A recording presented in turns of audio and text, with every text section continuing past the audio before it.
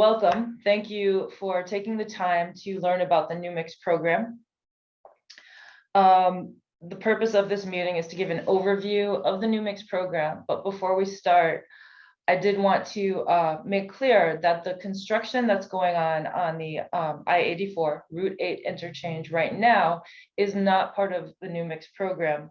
It is actually a rehabilitation project, excuse me, that will allow the interchange to stay in a state of good repair for the next till about 2045. The New Mix project is the Connecticut Department of Transportation's long-term planning initiative to plan for the future of the interchange. And at tonight's meeting, we will outline the past, current, and future steps for the project and explain the type of input we are looking for from the public. So just some quick Zoom how-tos in case anybody on the meeting is not familiar. So if you would like to mute or unmute, you just simply go to the bottom of your screen on the left-hand side and then click the mute button. And then when there's a red bar over it, it means you are muted, and then you could click it to unmute. First, start video in case you do want to be on camera. You don't have to be, but if you'd like to, the same thing. You just go down to that icon and click on it. It'll turn your camera on. It'll turn your camera off. Chat. So we do ask you to remain mute throughout the meeting until the question and answer session. However, we welcome you to enter your questions in the chat during that time. So to do that, you click on the chat icon on the bottom, and this window will pop up, and you'll have the choice of sending a message to everybody or to just the host alone. And you can just X out of the pop-up. And next, we're just going to give a brief how to select translation. If we have real-time Spanish and Portuguese translation tonight. So this is a quick video to show you how to access that. Today's presentation provides real-time translation in Spanish or in Brazilian Portuguese. To select one of these languages for real-time translation, simply move your cursor to the bottom of your screen and click on the interpretation icon. When you do, this will pop up, and then you simply select the language you would like, Spanish or Portuguese. You don't need to click English if you want to continue listening in English.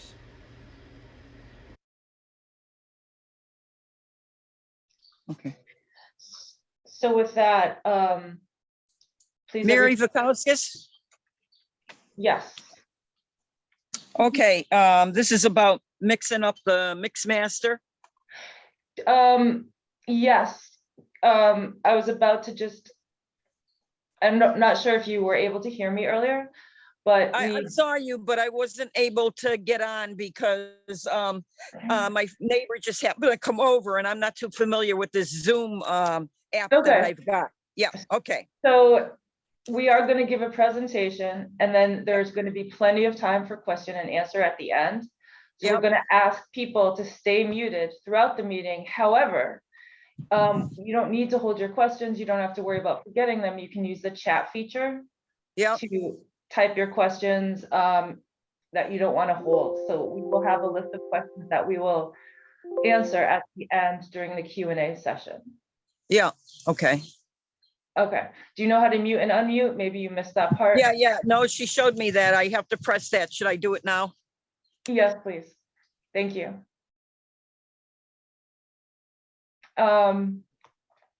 So just quickly, I know everybody on this meeting is polite. We don't need to dwell on this, but we just ask that people use respectful language. Hold your questions until the end of the presentation. If you don't want to hold them, put them in the chat and we will address them.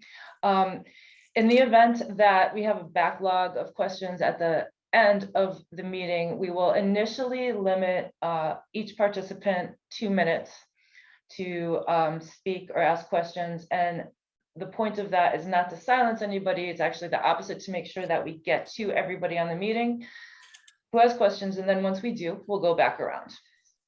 So now I'd like to turn it over to Jonathan Dean from the Connecticut Department of Transportation. Thanks, Anna.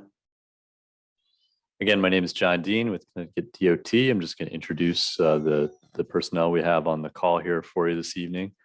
Neil Patel is our principal engineer of the Highway Design Major Projects Unit. Scott Roberts is our project manager. Joe Belrose is the project engineer. HNTB Corporation is the consultant performing the study for us. They're leading a team. And under that team, Jake Argiro is the project manager. David Schweitzer, deputy project manager. Chris Fagan is the project engineer.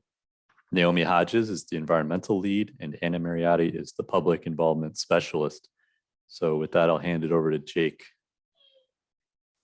Thanks, John. So good evening. As John introduced, I'm Jake Argiro, HNTB's project manager. So tonight, we'd like to introduce you to the new MIX program, which is the planning for the long-term I-84 Route 8 interchange reconstruction, commonly known as the Mix Master. Today, we're going to provide you with an overview of what Connecticut DOT is embarking upon to program for the project, which is going to include a why, the lifespan and deficiencies of the current interchange, the how, the process that will be used to analyze the replacement or reconstruction alternatives or options, and when. The tentative general timeline of the overall program. So with that, I'm going to hand it over to Anna and talk about the public involvement process we're going to be following.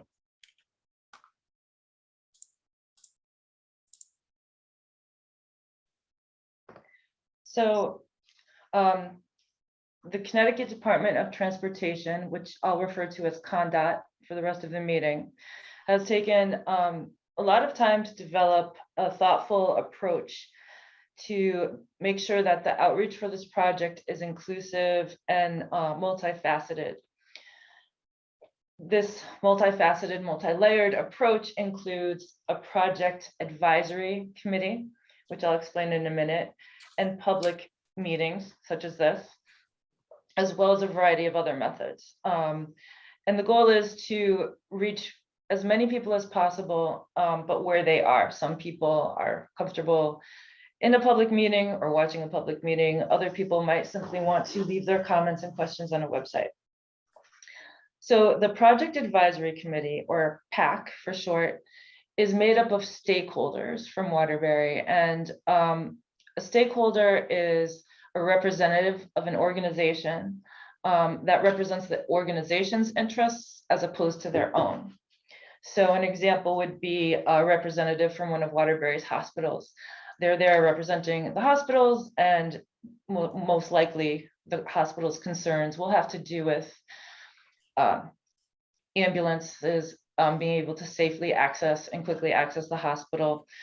We have representatives of environmental groups on the PAC, and they meet about once a month for about an hour and a half, and they dive a little deeper into the details of this study than we do in public meetings. But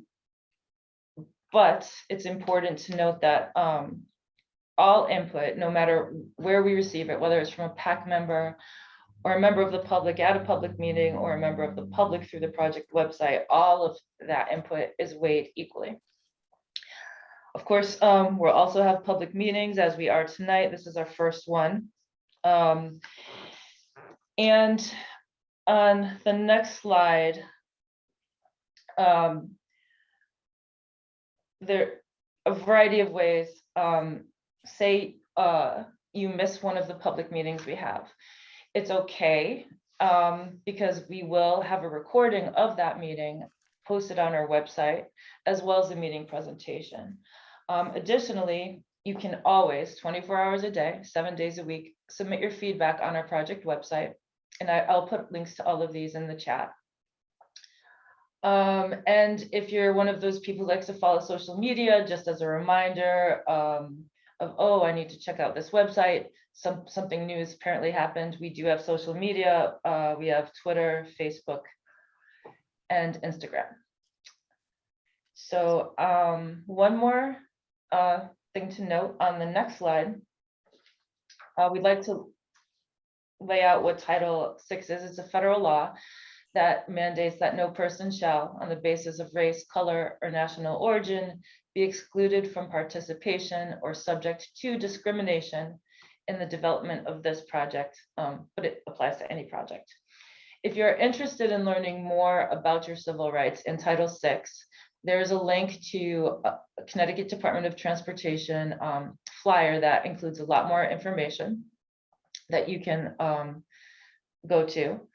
I'll put it in the chat momentarily. And finally, there's a demographic survey, completely voluntary, but we have a link to that. And it also asks your input and thoughts about the meeting, the presentation, etc. So we'd appreciate it if you consider taking the time to do that.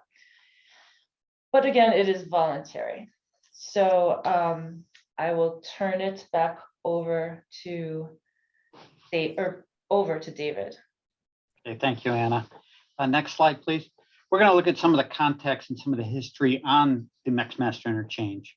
So the interchange today, what we're looking at is an aerial. North is to the top of the page, and you can see Route 8 running from top to bottom, pretty much paralleling the Naugatuck River, with 84 going left to right across the aerial in an east-west direction. And what this has done, it has separated Waterbury into quadrants. And what this has done is created some barriers and had a loss of connectivity. Now, as people have gotten more reliant on their automobiles, we're starting to see recurring traffic congestion. Next slide, please. Now, the McMaster was built with a series of projects over a course of about 20 years. This picture here that you're seeing is of the construction of I-84 eastbound with the South Elm Street Bridge in the background. You can see Our Lady of Lourdes Church and Sacred Heart High School off onto the left. Next slide, please. And since that time, since construction is finished, there have been a number of rehab projects here on the McMaster. The latest and current rehab project, we've replaced the decks on Route 8 northbound and southbound.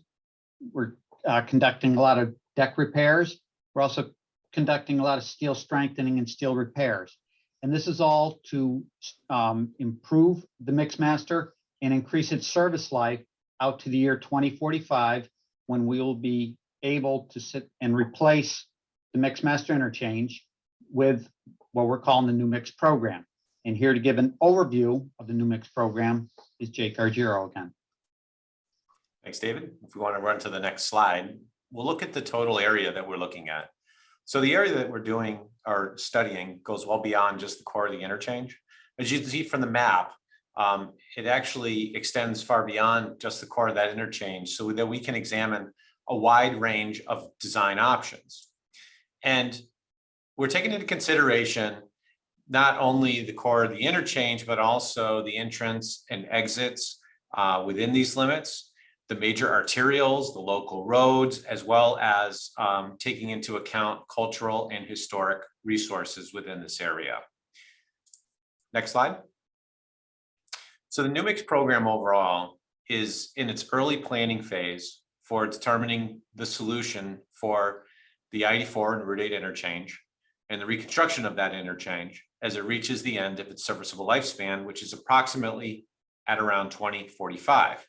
It's anticipated that this is going to be phased over time with the overall goal that's going to modernize, improve safety and functionality while reducing congestion and aligning the project with the city's economic development and community goals. Next slide. So as I talked about phasing this into different projects, why we're doing that is that it makes it more manageable for the Connecticut Department of Transportation.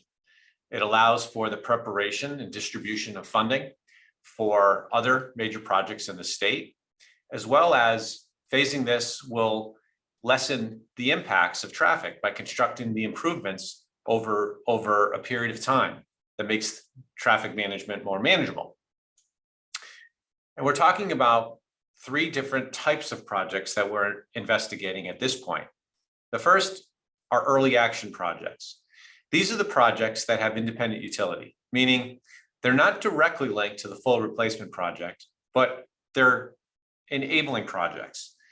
They improve efficiency on the local roads or the highway itself that once alleviated, these can help reduce the volumes of traffic using the interchange to get across town by jumping on and off to go from one side of the city to the other.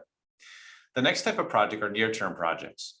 These projects are tied to the final core interchange reconstruction, but they can be initiated before that long-term core is reconstructed, enabling the phased approach and the total reconstruction of the interchange well in advance of that 2045 timeline. The long-term project is the core of the interchange. That's where we're actually physically reconstructing ID4, Route 8, as well as the system and service ramps associated with the interchange, the core of the interchange itself. So with that, I'm going to hand it over to Naomi, and she's going to talk about the process, the study process that we'll be following. Thank you, Jake. So as mentioned earlier, the New Mix program's future project is not slated until at least the mid-2040s. And so currently we are planning for this project, and a project of the size and complexity necessitates planning well in advance of this projected start date. For the New Mix project, we have initiated a planning process called the Planning and Environmental Linkages Study. And before I get into those details, I'd like to first show this video put together by the Federal Highway Administration explaining what this Planning Environmental Linkages Study process is. The life cycle of a transportation project begins with the transportation planning process and is followed by environment, design, right-of-way, construction, ending with maintenance and operations. The traveling public and taxpayers are challenging agencies to accelerate the project delivery process and improve efficiency without compromising public input, safety, and environmental laws. Planning and environment linkages, known as PEL, promote the use of the information, analyses, and products developed during the transportation planning process to inform the environmental review process, including the National Environmental Policy Act, or NEPA. This collaborative and integrated approach leads to better environmental results, considers environmental, community, and economic goals early in transportation decision-making, and helps decrease project cost, schedule times, and redundant efforts. All right. So as we've just heard, a planning and environmental linkages study, which is also referred to as PEL or PEL, is that Federal Highway Administration recognized process. As we've heard, the PEL studies provide pathways for that early collaboration, early coordination for accelerated project delivery. As mentioned in the project, in the PEL video, PEL informs the NEPA process. NEPA stands for the National Environmental Policy Act, NEPA, and we call that the umbrella environmental law. Through NEPA, an environmental document is developed, and that document discloses any environmental consequences related to the project, as well as what an agency can do to avoid or minimize those impacts. In this case, that agency will be Connecticut Department of Transportation, and in partnership with the Federal Highway Administration. This environmental document will also provide that evidence of compliance with all of those environmental laws as applicable to the project.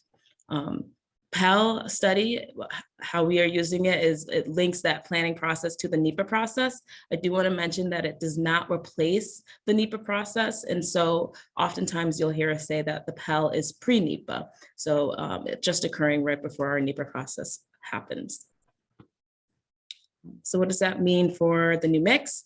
In order for us to initiate our Pell study process, the project team developed a framework and methodology document. This document describes our use of the Pell study such that it meets those agency requirements, as well as expediting the transportation program delivery for the new mix interchange, as well as formalizing the scope of the Pell study, the anticipated schedule, and the expected outcomes for the mixed master Pell process. This framework also includes some study guiding principles. Those include identifying solutions that minimize community disruption, producing efficient and effective, cost-effective solutions, supporting the local, regional, and statewide transportation plans, as well as our solution being in harmony with the area, as well as being seen as an enduring community enhancement. This Pell process framework and methodology document can be viewed on our website, newmixwaterbury.com, on the document library page. So this framework outlines specific milestones that we have identified as key elements to ensure the success of a Pell study. We translated those milestones into a flow chart, and I'll run through those milestones with you all today. The first milestone was identifying transportation needs and deficiencies.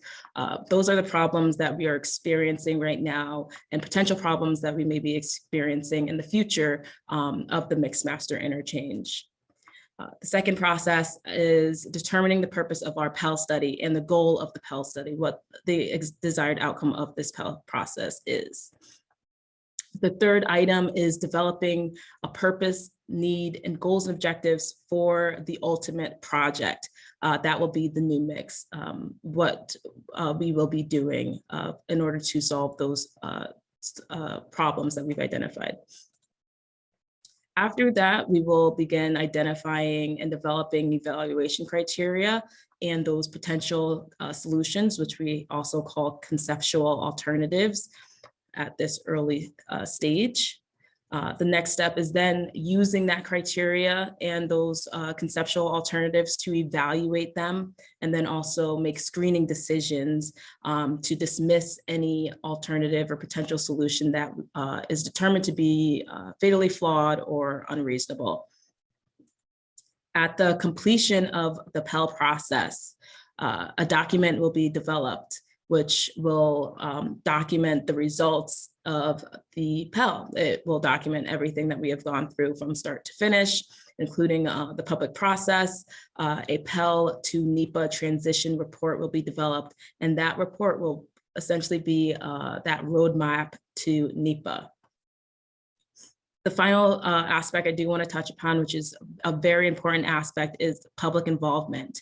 Public involvement and outreach will occur throughout this Pell study process and will continue into the future processes, which includes NEPA all the way through construction.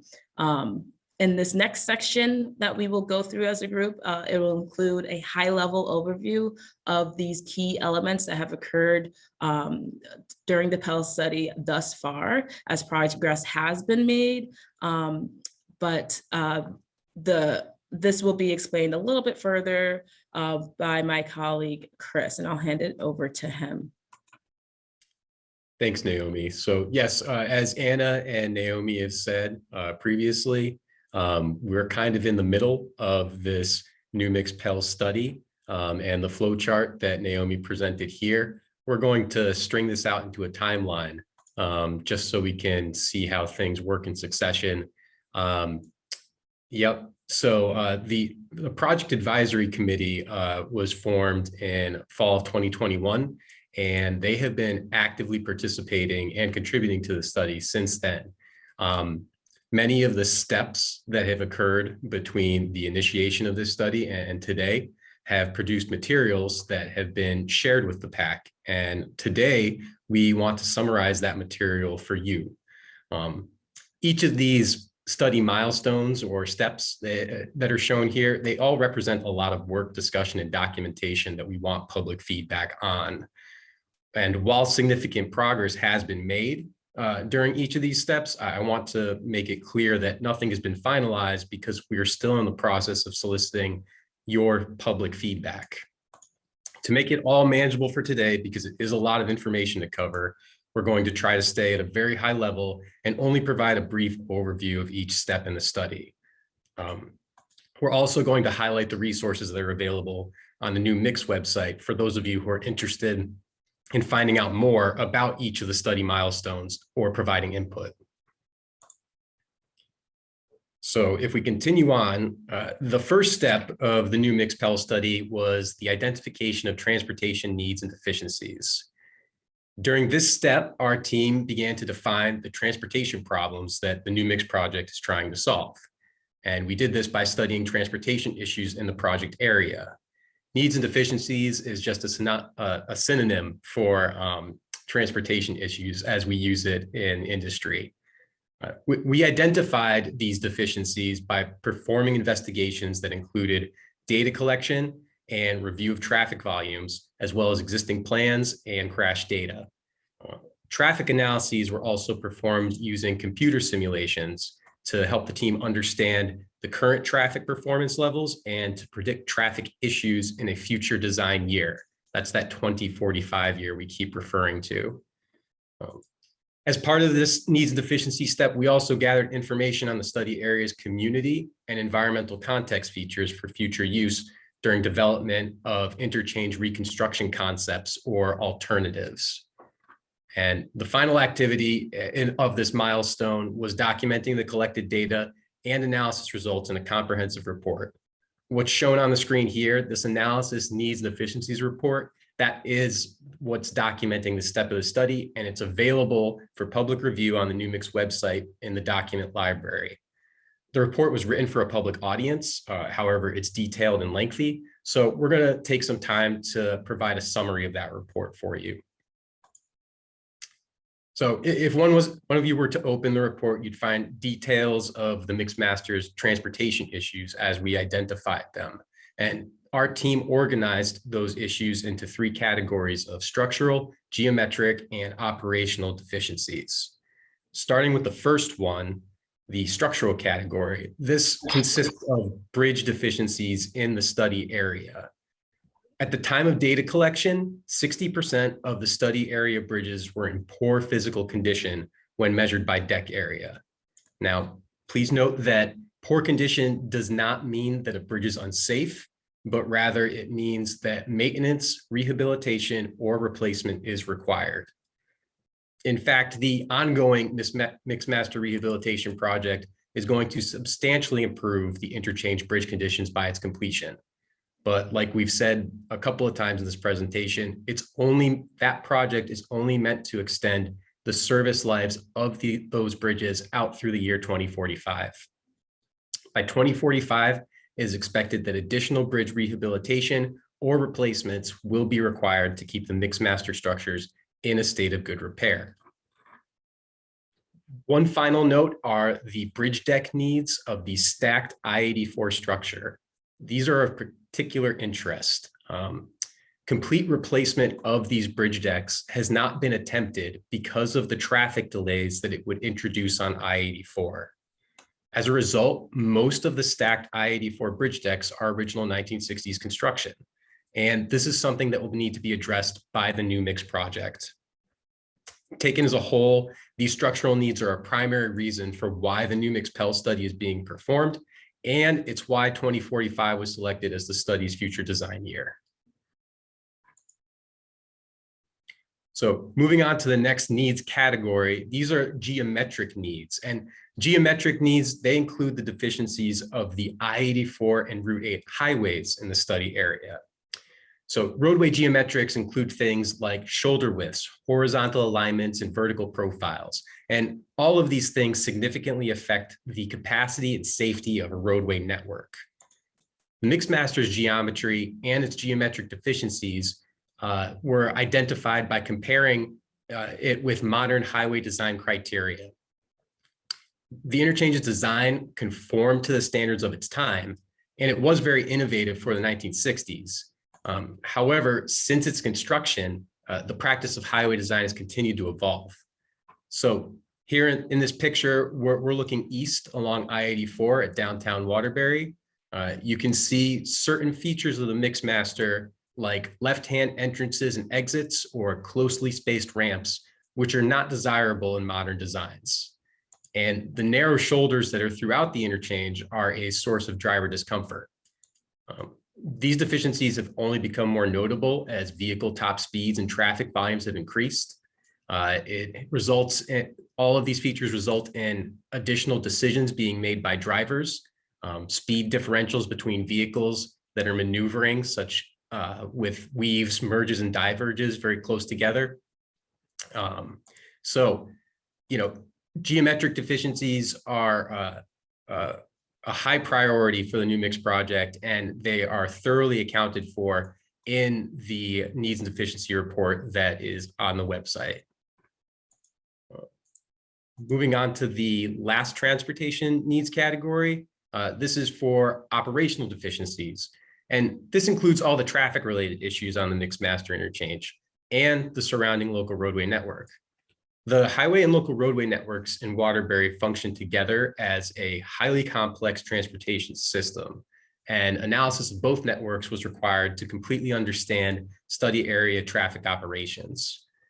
Most of the issues that the team identified are outcomes of increasing traffic volume, and this graphic shows the traffic volume growth of the Mixmaster over time. The traffic volume using the interchange today is nearly twice the capacity that it was originally designed for. That's in excess of 95,000 vehicles per day.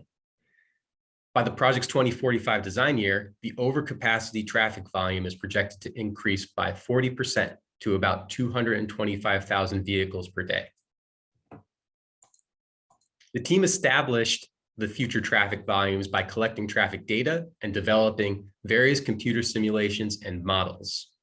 In addition to predicting the traffic volumes, these models, like the one that's shown here, help quantify traffic performance levels under differing conditions.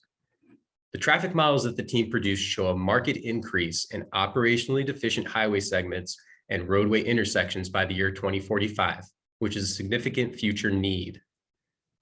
Details of all these operationally deficient facilities within the study area, again, can be found in the report that is on the website. Another aspect of traffic operations are safety conditions.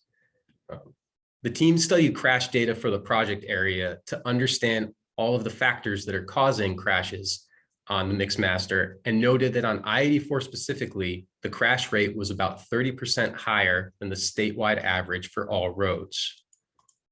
This high crash rate contributes to non-recurring traffic delays on I-84, and it's significant because crash rates for highways are typically expected to be lower than the state average. It should be noted that this data was collected before the completion of the I-84 widening, and that it may have been influenced by construction at the eastern study limit. So crash density has likely changed since there are now 3 continuous lanes in each direction of I-84. The final activity in the needs and deficiencies step or milestone of our study was developing an understanding of the multimodal facilities and environmental and community features in the project area. This is critical because our team wants to understand how the roadway network interfaces with bicycle, pedestrian, and transit modes in the study area, so we can identify opportunities to enhance or complement each.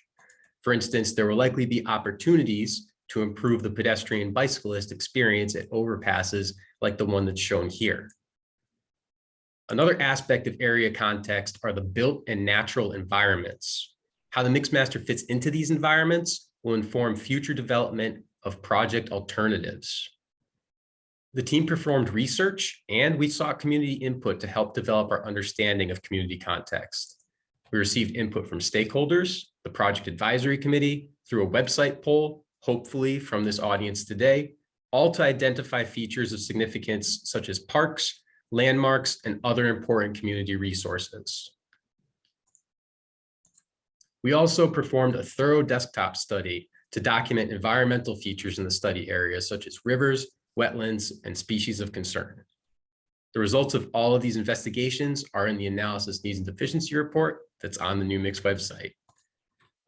To close out this milestone of the study, I wanted to let everyone know that we did provide a very robust presentation on our findings from this needs study to the Project Advisory Committee in December of 2021. That presentation was recorded, and a link to the YouTube video of it can be found on the project website under the Project Advisory Committee materials page. I'm now going to hand it over to Naomi, and she's going to continue on with a progress update for the following study steps. Great, thank you, Chris. So the next step after identifying the transportation needs was determining the purpose of our Pell study and the goal of our Pell study. We developed a visioning statement in conjunction with the Connecticut Department of Transportation, and I will read that out for you all right now. So the Connecticut Department of Transportation desires to establish a vision or master plan for the interchange that is articulated as a prioritized plan for the phased implementation of improvements. The overarching goal of the Pell study is to develop a clear and supported plan of action for addressing deficiencies at the I-84 and Route 8 interchange and the study area. This visioning statement is very broad and kind of convoluted. And so what we had to do next is to really identify what that plan would be. And in order to do that, we had to develop a purpose and need and goals and objectives. And we'll get into that in the next milestone. So purpose and need statement, what is that? The purpose and need statement is essentially the foundation of our decision-making process. With this, the statement establishes a basis for the development of potential solutions or conceptual alternatives that can then be evaluated through our use of our Pell study and then further developed during the NEPA phase after the Pell study is complete. Thusly, the statement will play a significant role in our process for decision-making, and that will be made for dismissing fatally flawed or any unreasonable alternatives. The purpose and need statement is comprised of 3 parts, and those parts include the what, so what the transportation issues, problems, and deficiencies need to be addressed. Those were identified and explained by Chris just now. The second part is the why. Why is the project being proposed? Why are we proposing this new mix? The purpose part of this purpose and need statement will describe why we are doing that and identify those transportation solutions. The third part of a purpose and need statement describes the intended or desired outcomes of the project itself. We call these the goals and objectives of the project. We are in the early conceptual planning phase at this point in time, and we are seeking input to develop a thoughtful purpose and need statement.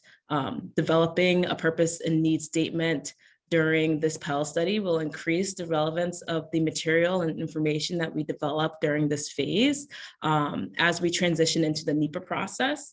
And I do want to mention that this purpose and need statement will ultimately become the heart of our Pell study screening process. We are still refining this purpose and need statement. For the Pell study, we are calling it a preliminary purpose and need statement, and we are seeking input from all of those members of the public and anyone else. This draft document is available on the website for review and comment and feedback. Before you take a look at this report, I do want to actually give you a brief introduction of our drafted preliminary purpose and need statement that has been developed thus far. So as I mentioned, the purpose and need statement has 3 parts. Our purpose and need statement begins with the needs that we have identified, those transportation needs and deficiencies, which are listed out here. The second part of the purpose and need statement is our potential solutions. And what we really want to do is improve those identified deficiencies. That is the purpose of our project. And then finally, we have our intended outcomes or desired outcomes, our goals and objectives. And I'm going to focus on here a little bit. This bulleted list is not listed in any particular order. These goals and objectives are very important and have been put together with input that we have received from the PAC, other stakeholders, and hopefully you all today or through whatever feedback we can receive through the website or other methodologies that we are using. I would like to highlight just a few goals and objectives that we have incorporated through our input received thus far, and that includes the reducing the crash rates, providing connections to the Naugatuck River and the Greenway that will go through the city of Waterbury, improving the local road network and how it interacts with the highway system, supporting the city's revitalization goals of the central business district, and then avoiding, minimizing, or mitigating potential project consequences to the environment. And when I say environment, that includes not only the natural resources, so the Naugatuck River or the Mad River or any species of concern that may exist within the study area, but also the community environment, or we call this the built environment. And that includes cultural resources, historic sites, parks, and other key features that make Waterbury what it is. One last thing I do want to note is that the purpose and need statement can be refined as more information and data is collected. Once a narrower set of solutions is known, that can be moved into our NEPA process once this PEL process is complete. I would like to take this moment to plug again our community service survey that is out on the website, and as well as posted around Waterbury, where you can provide your input on all of these factors. So the problems, the solutions, and the desired outcomes. And you can visit our website to see that. And again, this purpose and need statement is flexible. It's not set in stone. We do want feedback. It will be more refined as more information is developed. And we are hoping to get additional feedback from the public and other project partners as we continue through this PEL process. So just to give a brief overview of the next steps. As we mentioned, we are seeking public feedback, and we are looking to get public feedback 2 weeks from today's meeting date, looking to get feedback on the topics and information that we presented today on the 30th of June. Those are the reports that we had gone through at a very high level, but also that New Mix PELS survey that's on the website. That's where you can provide feedback on all of these aspects in just one spot if that's your preference. And you can navigate to the website to our contact us page to also provide feedback on that page as well. After we receive your input, the next steps for our project team is to finalize that purpose and need statement and develop evaluation criteria and conceptual alternatives or potential solutions. We're going to take that information and refine it and present it back to you and receive input on those aspects. Another sneak peek, I've mentioned the screening process a few times during this meeting. At the next public information meeting, we will present this process in a little bit more detail, as well as the evaluation criteria and the concepts that we have developed thus far. And with that, I will hand it over to Anna to close out our presentation here with the upcoming public meetings. So before we move to the question and answer portion, just want to give you a sense of what's coming up. The second public meeting will happen in late summer, and that's where we will finalize the preliminary purpose and need statement that was introduced today, and go over level 1, or the first cut evaluation criteria. The third public meeting is anticipated to occur in fall 2022 and will cover the level 1 screening results and present the level 2 evaluation criteria, again, for your input, for public input and comments. So in the meantime, I know we've said it a lot, but we can't say it enough. We really do want to get feedback. So our website is a great resource because you can leave a comment or ask a question 24 hours a day. You can also sign up to subscribe to get email updates, such as the next public meeting and project news. So between now and the next meeting, you know, any thoughts you have, please share with us. Any questions you have, please share with us. What you think could be improved on the new mix. But if helpful, this document is something you can really refer back to, and let us know what you think about the items on it. Let us know if there's things that you think should be added to it. So we really just want to hear from you. With that, I will turn it back over to John Dean from CONDOT to open the question and comments portion.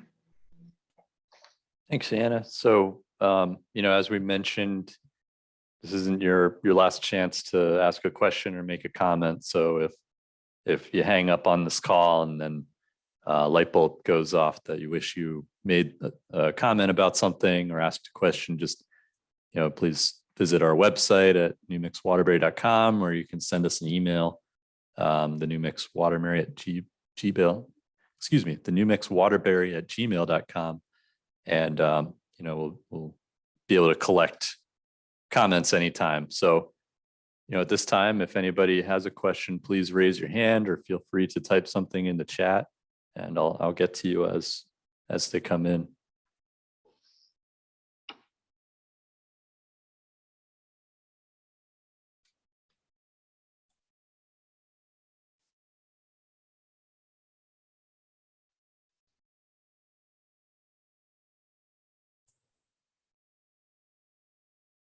So we did hold, as you may know, excuse me, somebody chiming in?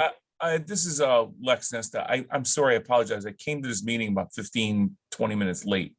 But you know, and this is just a comment and maybe a concern as well, concerning you know, the thought process for upgrading you know, the mix master in general. There were, you know, maybe it was about 10, 15 years ago, there was some conceptual thoughts about certain portions of the bridge being updated. And one of them was related to the Chase Parkway, Country Club, Oronoque Road area. And they were talking about moving that bridge that connects Chase Parkway, Oronoque Road, and Country Club Road. And the way they were going to do that, it was suggested possibly taking down 3 houses on Oronoque Road and aligning that bridge with Oronoque Road.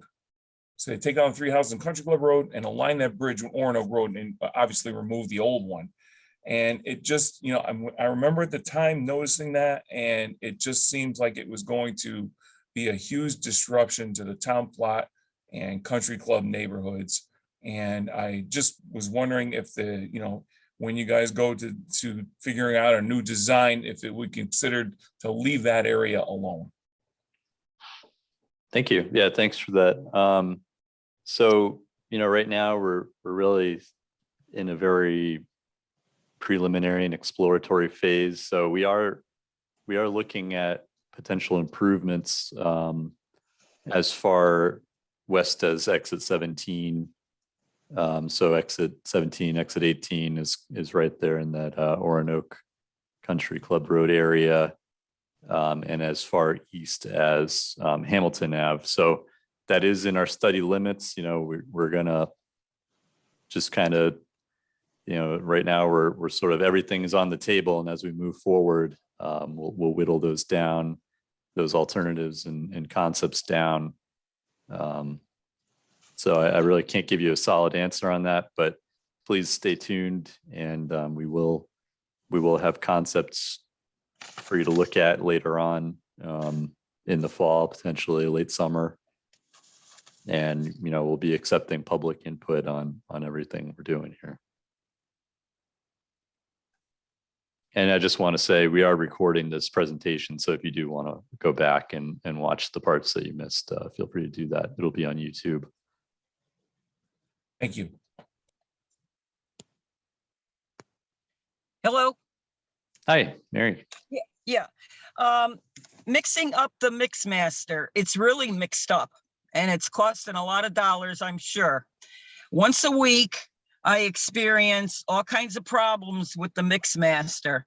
For one, the repairing problems on the lower part going to Riverside Street was my first experience where there was no signage for the people coming off that exit for Riverside from Route 8 South, going Route 8 South off to Riverside there.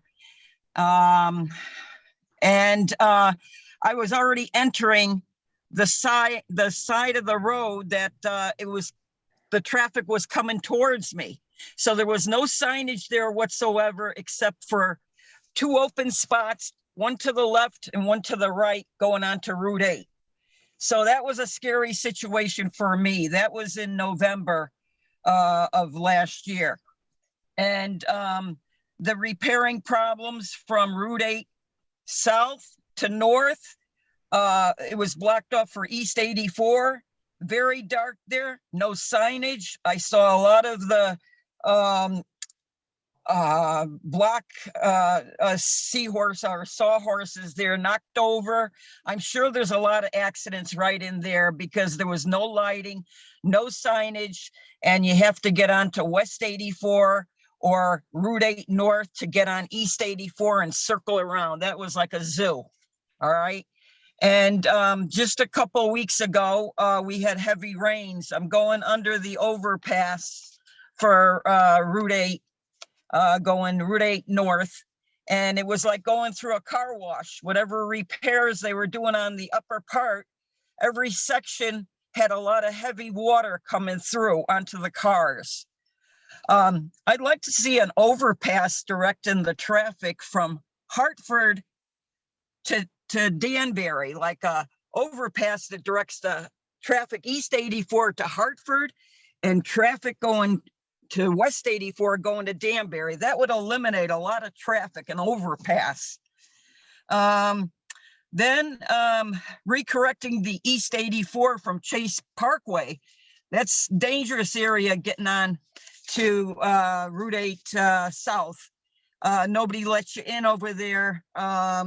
That's the only way for now.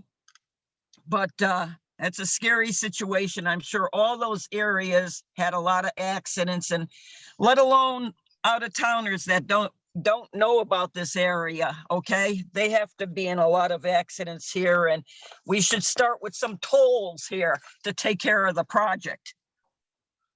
So I think that's what my concerns are here. The signage, the constructions, the overpass would be an improvement to take a lot of the traffic away and the congestion. So that's about it. Great, thank you. Yeah, we will pass along your comments. We're taking very detailed notes about the work that's ongoing out there in the Yeah, rehab the project. signage, they keep changing around everything. Yeah, I know. Yep. Yeah, just to reiterate what you're saying there, you know, you hit the nail on the head. As we're looking toward what the Mix Master might look like in the future, Yeah. you know, we want to Yeah. simplify, Yep. you know, take out, maybe not have such closely spaced ramps. Yep. Maybe not have so many left-hand ramps, so you're not having to. Or exits also, you Yep. know, because that creates a lot of problems, because down south, you have to go for miles before you get off the exit, you know? It's just a dangerous situation, all the entrances and exits to these highways, you know? So we'll be balancing the needs of folks getting on and off the highway, and also, you know, mobility through the city. So we don't want to, Yeah, you know, we want to That- allow people to get in and out of the city easily and get around the city. So yeah. yeah, thank you. Thank you All for your right, thank comments. you. All right. Yeah, have a good night. Thanks, you too. Yep.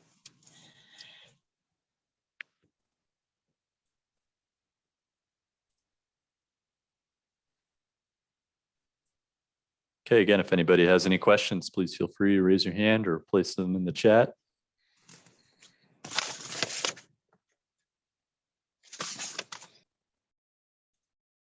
Thomas, go ahead.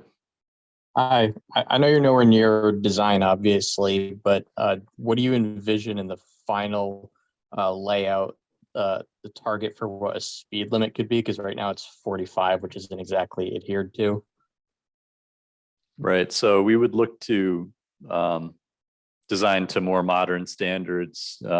So yeah, like you said, the speed limits drop quite a bit on the main lines.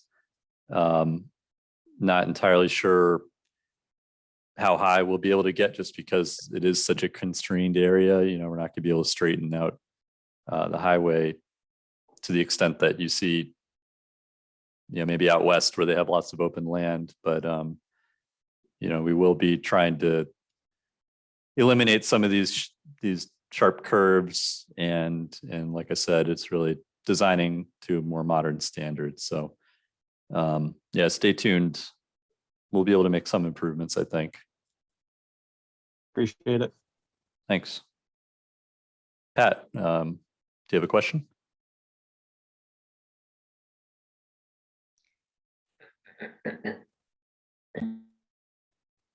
I think you're muted, Pat. I'm not sure if you're. Okay, here we go. Jonathan, one thing that I hope is being considered, because we see it all the time on the news now, is the wrong way drivers. And I certainly hope the entrance ramps are going to have something to help prevent that, or alert people that they're getting on the wrong way. It's a little unnerving. It seems to be happening the most on like the Route 8 areas, and I just hope that's being considered. Yeah, absolutely. Thank you. That is definitely a concern, and there's more research that's coming out, and you know, there are initiatives that I think are being studied to try to have more innovative designs that can alert people that are getting on the highway the wrong way. So that's definitely something that we'll be looking at. Thank you.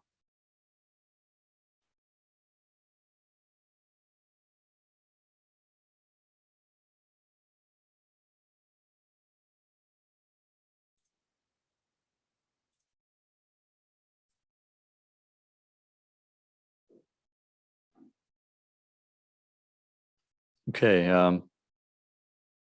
Anybody else have anything to add?